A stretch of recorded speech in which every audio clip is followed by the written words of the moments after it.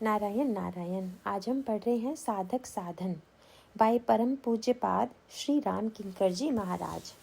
Chapter 8 मानस का श्रृंगार। श्री राम शरणम मम। मानस में संपूर्ण रसों का समग्र परिपाक गोस्वामी जी के असीमित रसमय व्यक्तित्व का परिचय कराता है। गोस्वामी जी के सर्वस्व भगवान प्रभु श्री राम में ही एक साथ दृष्टा भेद से अनेक रसों का परिदर्शन है।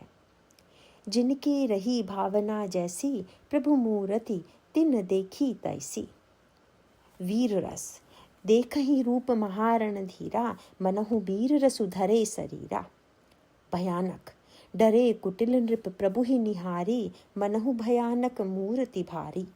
रौद्र रहे असुर छल छो निप बेसा तिन प्रभु प्रगट काल सम देखा। श्रृंगार नारी बिलो कही हर्ष हिय निज निज रुचि अनुरूप जन सोहत सिंगार धरी मूर्ति पनप परम अनूप। अद्भुत विदुषन प्रभु विराटमय दीसा बहुमुख कर पग लोचन सीसा। वात्सल्य सहित विदेह विलो कही रानी शिशु सम प्रीति न जाति बखानी। शांत जोगिन परम तत्वमय भाषा शांत शुद्ध सम सहज प्रकाशा। हरि भक्तन देखे दो भ्राता इष्ट देव इव सब सुख दाता। श्रृंगार राम ही चितव भाए जहि सिया सो स्नेहु सुख नहीं कथनिया। उर अनुभवति न कही सक सोऊ कवन प्रकार कहे कवि ओऊ। विभत्स गरल कंठ उर नर सिर माला अशिव वेश शिव धाम कृपाला। भावनाओं की ये विविध धाराएं किसी न किसी रूप में समग्र मानस में प्रवाहित हैं। भावुकों का एक वर्ग वह है जो राम की महत्ता से परिचित है, उन्हें ईश्वर समझता है। इस विभाजन में धर्म भूमि वाले, मर्यादा भूमि वाले वशिष्ठ, विश्वामित्र, कौसल्या, दशरथ, सुमित्रा, भ्रातृगण, हनुमान आदि एवं जनक महाराज हैं। जनकपुर वासिनी महिलाएं, ग्राम बधूटियां, कोल भील आदि इसी श्रेणी में आते हैं। गोस्वामी जी ने सभी के भावों की मधुर मधुर झांकियां दिखाई हैं। साथ ही वे इस पृष्ठभूमि में भावना और वासना के भेद को भी स्पष्ट कर देते हैं। राम को ईश्वर समझकर जो भावनाएं उठती हैं, उसके विषय में इस समय कुछ कहना नहीं है। जिन लोगों ने राम को मनुष्य के रूप में देखा, उनकी भावनाओं में स्नेह, त्याग, राम को सुखी बनाने की तीव्र आकांक्षा का दर्शन होता है। गोस्वामी जी के सामने समस्या यह थी कि क्या भगवान राम के चरित्र से श्रृंगार भावना को सर्वथा बहिष्कृत कर दिया जाए, पर यह स्वयं में भी एक अस्वाभाविक बात होती। इस प्रकार के शुद्धिकरण का प्रयास जब भी कोई करता है, तभी श्रृंगार अन्य मार्गों से अधिक विकृत रूप में फूट निकलता है।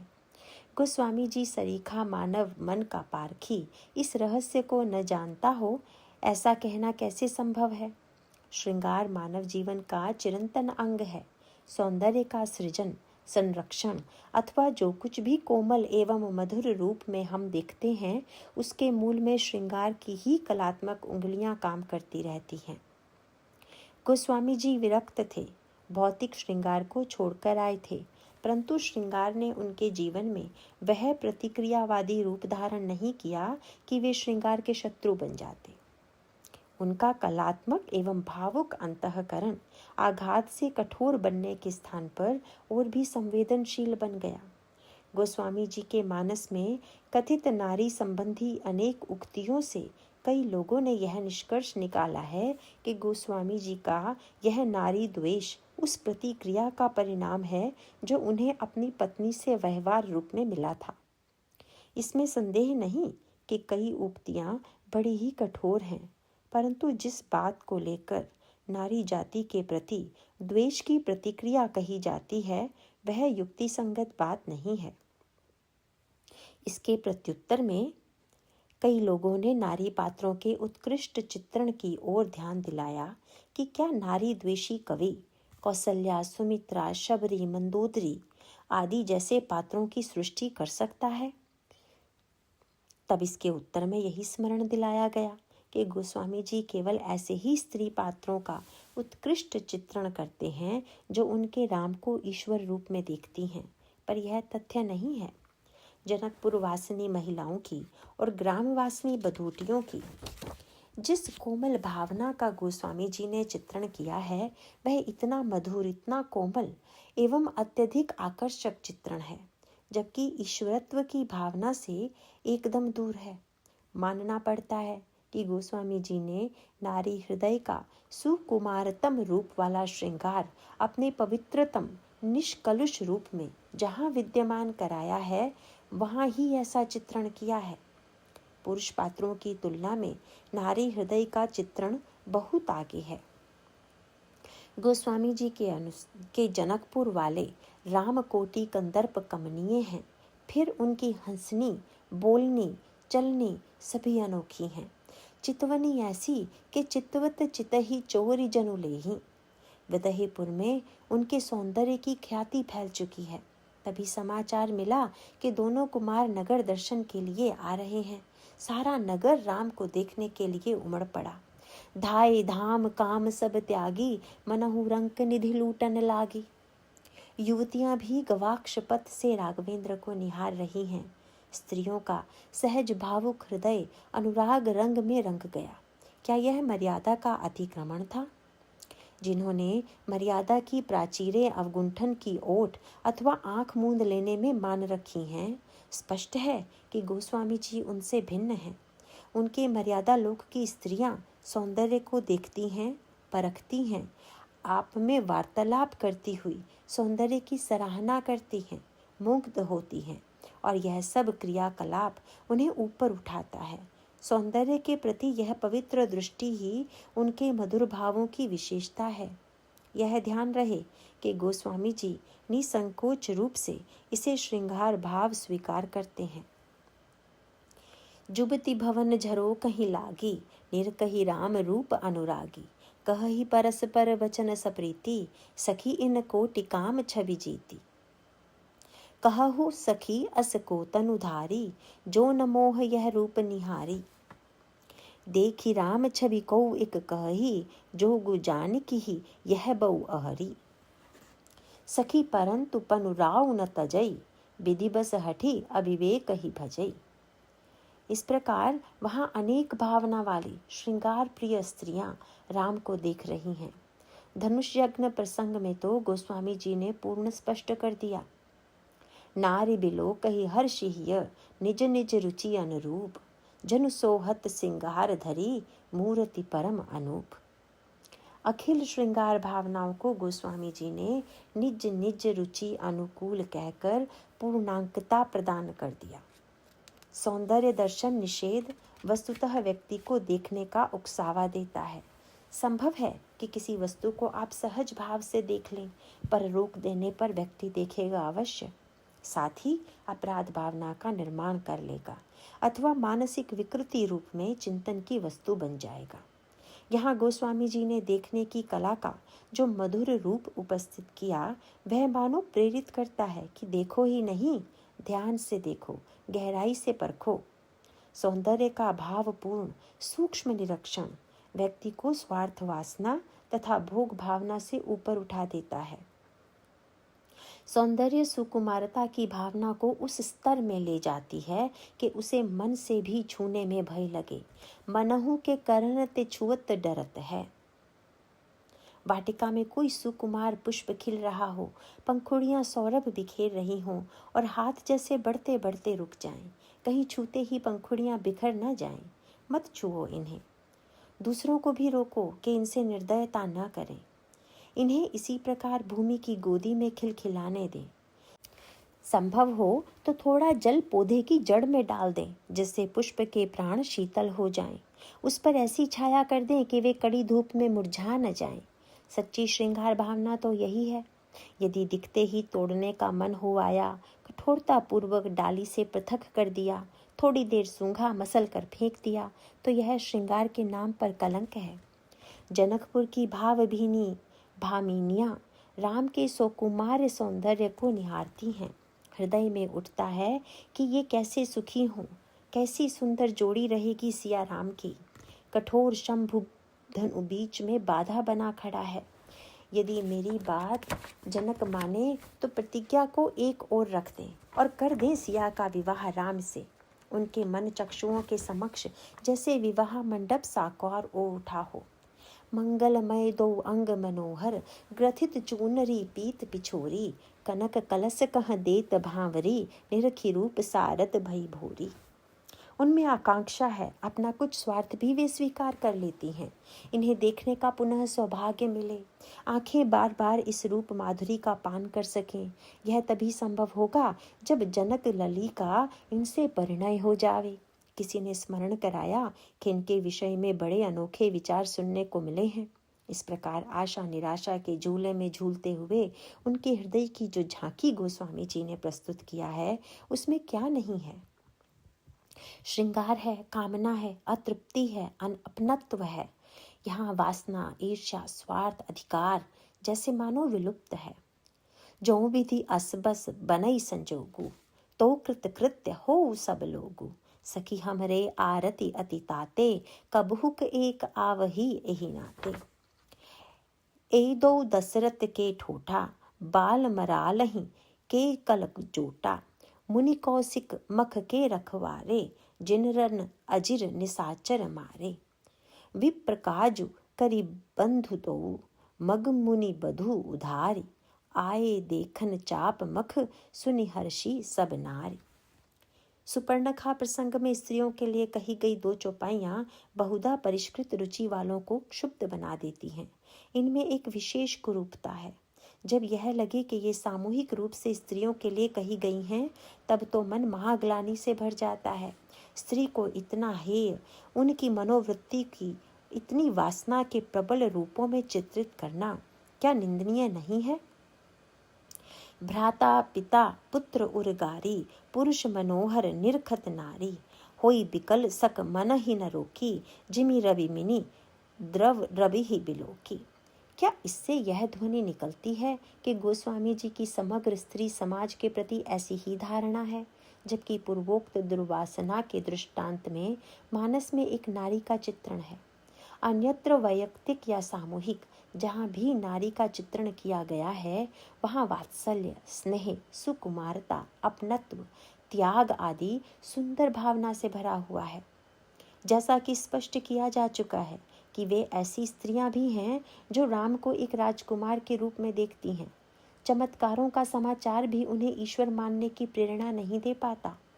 उनके विवरण बालकांड में रुचिर चौतनी सुभग सिर से ही हर शही बर शही सुमन तक मनन कर आनंद लिया जा सकता है।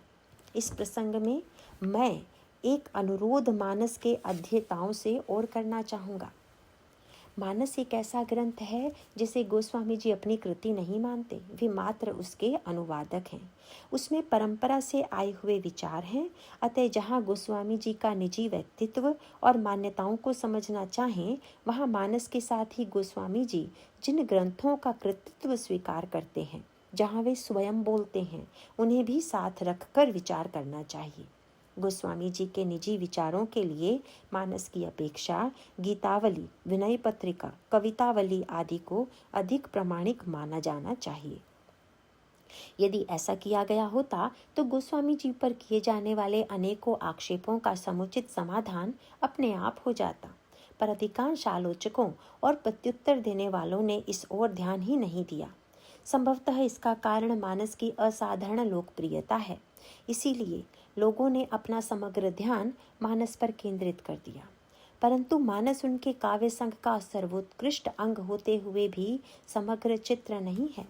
उनके समग्र ग्रंथों को मिलाकर ही पूर्ण चित्र होता है।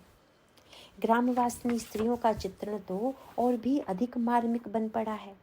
मानस में और इससे भी अधिक गीतावली में स्त्री पुरुष दोनों पात्रों के अनेक उत्कृष्ट चित्र हैं। फिर भी मानस में पुरुष पात्रों ने अधिक महत्व पा लिया है। इससे स्पर्धित गीतावली है, जिसमें स्त्री पात्रों की मधुर रसमयता से अधिकांश गीत ओतप्रोत हैं। इसमें भी पुरुष पात्र आते हैं, परंतु जैसे स्त्री पात्रों के समक्ष उनकी भावनाएं शिथिल एवं निर्जीव लगने लगती हैं। मानस में विश्वामित्र के साथ राम लक्ष्मण के चले जाने के बाद लगता है कि गोस्वामी जी ने अयोध्या को भुला दिया, माताओं की भावना का कोई ध्यान न रखा। हाँ, जैसे दशरथ राम को पृथक करने की कल्पना से व्यथित हो उठते हैं, वैसे मानस में केवल इतना ही उल्लेख, जननी भवन गए प्रभु चले नाई पद सीस करके झट से गोस्वामी जी राम के साथ हो जाते हैं। यह एक शिष्टाचारात्मक परंपरा के पालन मात्र की चेष्टा की गई है। गीतावली में गोस्वामी जी ने राम के वन यात्रा के समय कौशल्या की विरह वेदना का कई पदों में वर्णन किया है। मानस में जैसे गोस्वामी जी को राम का साथ छोड़ना असह्य लगता है और बड़ी कठिनाई से अत्यावश्यक होने पर भी वे संक्षिप्त दर्शन और घटना का वर्णन करके राम के पास पहुंच जाते हैं, परंतु गीतावली में वैसे ही गोस्वामी जी को बहुधा राम से पृथक होकर राम भक्तों का हृदयावलोकन अधिक प्रिय लगता है। राम वन पथ में जा रहे हैं, मदन मोहन सौंदर्य, साथ में सुकुमार प्रिया और वीर अनुज। ग्राम के समीप से निकल जाने वाले ये पथिक ग्रामवासी नर नारियों को हठात अपनी ओर आकृष्ट कर लेते हैं। स्त्रियों का हृदय तो अधिक कोमल एवं अधिक संवेदनशील होता ही है, अतएव भावुकता भरे हृदयों से वे परस्पर वार्तालाप करने लगती हैं। जनकपुर की भामनियों में भी वार्तालाप हुआ, पर वे नागरी थीं और ये हैं ग्राम की भोली भाली बालाएं। गोस्वामी जी ने दोनों की भावुकता एवं स्वभाव के अंतर को ध्यान में रखा। जनकपुर वासिनी स्त्रियों ने राम को झरोखों से ही देखा। नगर की अपनी कुछ पृथक मर्यादाएं होती हैं, पर यहाँ ग्रामवासिनी स्त्रियां राम के सामने आ जाती हैं, उन्मुक्त भाव से राम को निरखती हैं।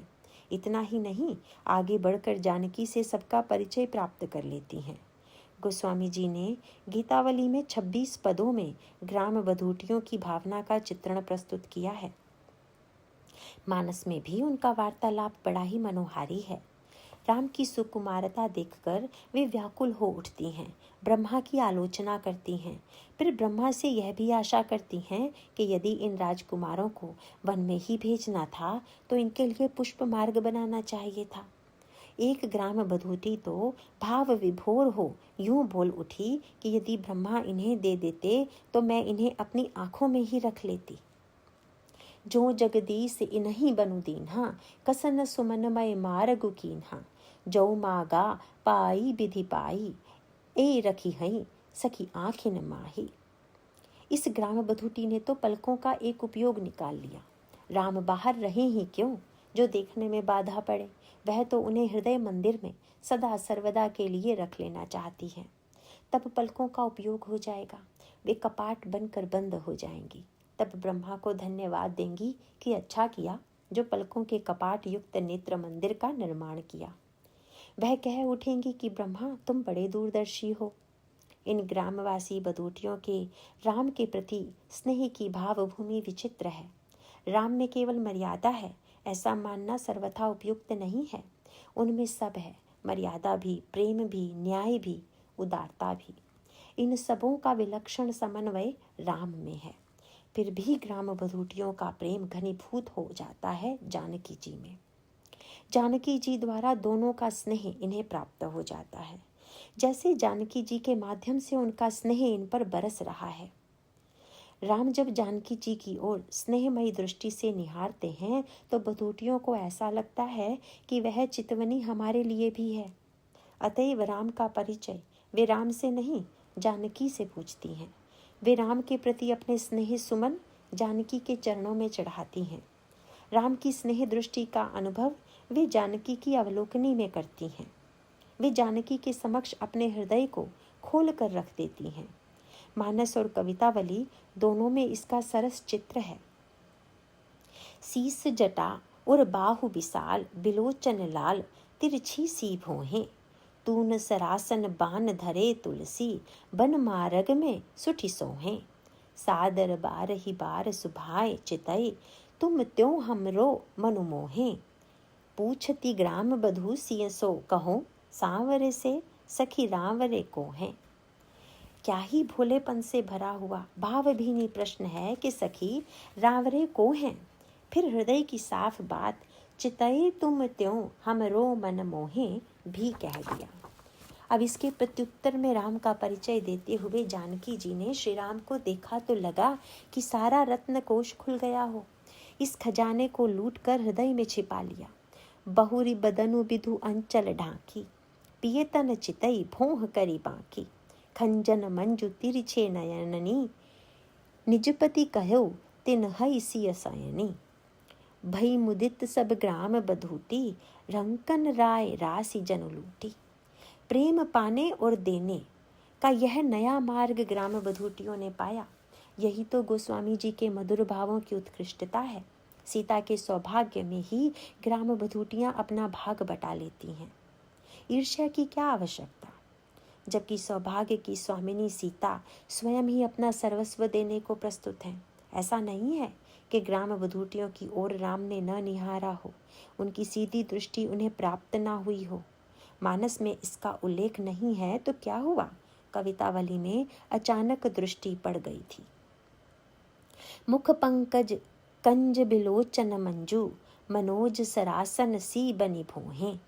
कमनीय कलेवर कोमल श्याम, गौर किशोर जटा सिर सोहें। तुलसी कटी तून धरे धनु बान, अचानक दिठी परी तिर छोहें। केही भांति कहूँ सजनी, तो ही सो मृदु मूरति द्वय निबसी मन मोहे। गीतावली में यह झांकी और भी विस्तृत रूप में है। जानकी के प्रति ग्राम बधूटियों का सहज स्नेह, इसमें ईर्ष्या का लेश नहीं है। राम को भा जाता है, अतएव उस ग्राम बधूटी को सिया राम की जोड़ी ने सस्नेह एवं प्रेम पूर्वक निहारा। देखूं को परम सुंदर सखी बटोही, चलत मोही मृदु चरण अरुण बारिज बरन। भूप सुत रूप निधि निरखही हो मोही, अमल मरकत श्याम सील सुखमा धाम। गौर तनु सुभग शोभा सुमुखी जोही, जुगल बिच नारी सुकुमारी सुठी सुंदरी।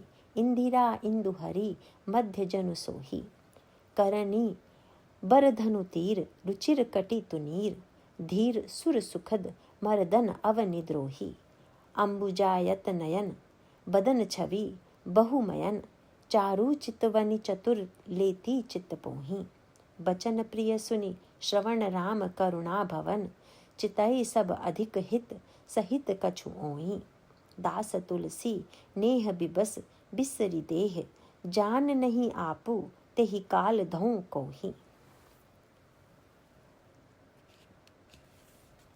माई मन के मोहन जोहन जोग जोही, थोरी ही बयस गोरे सांवरे सलोने लोने। लोयन ललित विधु बदन बटोही, सिरनि जटा मुकुट मंजुल सुमन जुत। तैसिय लसति नव पल्लव खोही, किए मुनि वेश वीर धरे धनु तून तीर। सोहे मग को हैं लखी परय न मोही, शोभा को साँचो सांवरी रूप जात रूप। ढारी नारी बिरची बिरंची संग सोही, राजत रुचित तनु सुंदर श्रम के कण। चाहे चक चौंधी लागई कहूँ का तो ही, स्नेह शिथिल सुनि बचन सकल सिया। चितई अधिक हित सहित ओही, तुलसी मनहु प्रभु कृपा की मूर्ति फिरी। हेरी कय हर्षी हिये लियो है तो ही, सजनी है कौं राजकुमार। पंथ चलत मृदु पद कमलनी, दो सील रूप आगार। आगे राजीव नयन श्याम तनु, शोभा अमित अपार। डारौं वारी अंग अंगनी पर, कोटि कोटि सतमार। पाछय गौर किशोर मनोहर, लोचन बदन उदार। कटी तुनीर कसे कर सर धनु, चले हरन छिति भार। जुगल बीच सुकुमारी नारी, इक राजति बिनहि सिंगार। इंद्रनील हाटक मुकुटामणि, जनु पहिरे महिहार। अवलोकहु भरी नयन बिकल जनी, होहु करहु सुविचार। पुनि कह यह शोभा कह लोचन, देह गेह संसार। सुनि प्रिय बचन चितई हित, कई रघुनाथ कृपा सुख सार। तुलसीदास प्रभु हरे सबहिन के, मन तन रही न संभार। सिया राम की वह एक दृष्टि उस ग्राम बधूटी के जीवन के लिए निधि बन गई। केवल एक क्षण का वह पुनीत स्नेह उसे जीवन में कभी न भूल पाया। ग्राम बधूटी ने एक बार देखा, एक दृष्टि पाई और पथिक चले गए सदा सदा के लिए दूर। फिर जीवन में उन्हें देखने का सुअवसर न आया, परंतु छाप ऐसी पड़ी कि कभी धोए ना धुली। कुछ भी तो भला नहीं लगता, माता पिता भाई परिजन आदि सभी तो हैं, पर अपने ये सब पराये हो गए। जिसे पराया समझा था आज वही सर्वस्व लगता है। कैसे होंगे उनके स्वजन जिन्होंने उन्हें वन में भेज दिया। राम के चित्रकूट की ओर चले जाने के पश्चात उस ग्राम बधूटी की क्या दशा हुई, इसका करुण चित्र गीतावली में अंकित है। सखी जब ते सीता समेत देखे दो भाई, तब ते परय न कल कछु न सुहाई। नख सिख नीके नीके निरखे निकाई, तनु सुधि गई मन अनत न जाई। हेरनि हंसनि हिय लिए हैं चौराई, पावन प्रेम विबस भई हों पराई। कैसे पितु मातु प्रिय परिजन भाई, जीवत जीव के जीवन बनहि पठाई। समौ सो चित करी हित अधिकाई, प्रीति ग्राम बधुन की तुलसी हूँ गाई। इस प्रकार की गोस्वामी जी ने मधुर भावों वाली जो धारा मानस आदि में प्रस्तुत किया है, वह पुनीत अंतस्थल में और उनके राम के चरित्र में सुसंगत है। मानव के सभी भावों में अधिकांश दास्य की भाव ध्वनि है।